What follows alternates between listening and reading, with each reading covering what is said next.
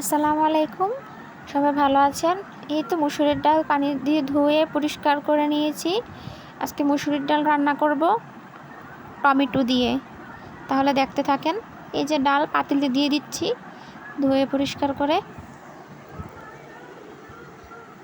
ডাল আমার বলক উঠে গেছে, চুলা কমিয়ে দিব।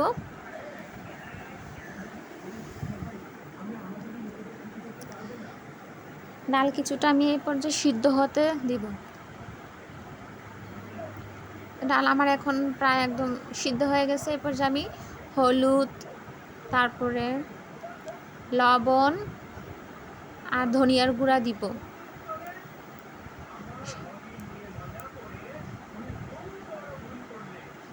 সাথে টমেটো কেটে রেখেছিলাম, টমেটোগুলোও দিয়ে দিলাম।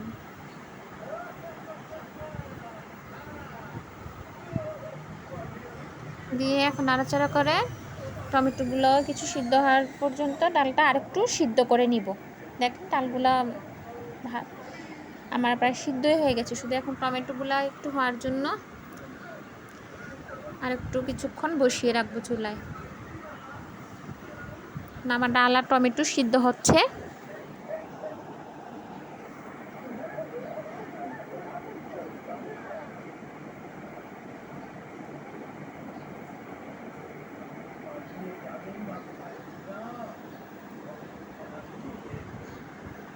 এই যে আমার টমেটো সিদ্ধ হয়ে গেছে, ডাল আর টমেটো। এখন আমি একটু ডাল ঘুটুনি দিয়ে একটু ঘুটে নিব কিছুক্ষণ।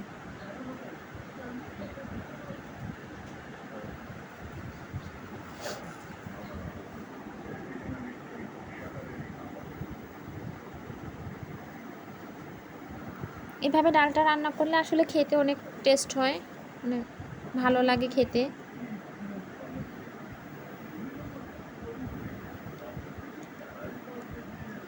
এখন আমি ডালটা বাগার দিয়ে দিব। কড়াই বসিয়ে দিলাম,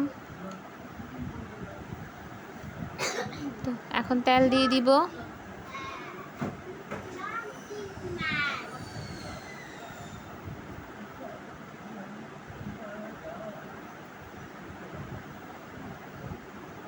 তো আমার তেল গরম হয়ে গেছে। এখন আমি পেঁয়াজ রসুন কুচি করে রেখেছিলাম, পেঁয়াজ রসুন দিব। দিয়ে পেঁয়াজ রসুনগুলো আমি এখন বাদামি করে ভেজে নিব।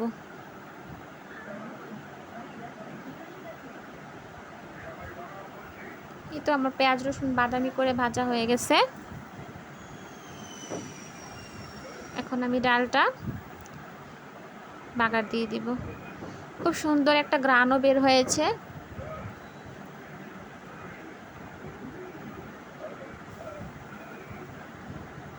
ডালের কালারটাও অনেক সুন্দর এসেছে।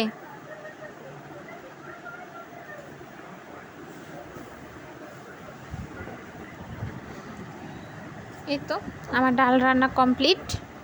ধনিয়া পাতা উপর দিয়ে দিলে শেষ, কিন্তু আমার ধনিয়া পাতা ছিল না বিধায় আমি দিই নাই। আপনারা ধনিয়া পাতা দিয়ে রান্না করবেন, খেতেও খুবই মজাদার হবে।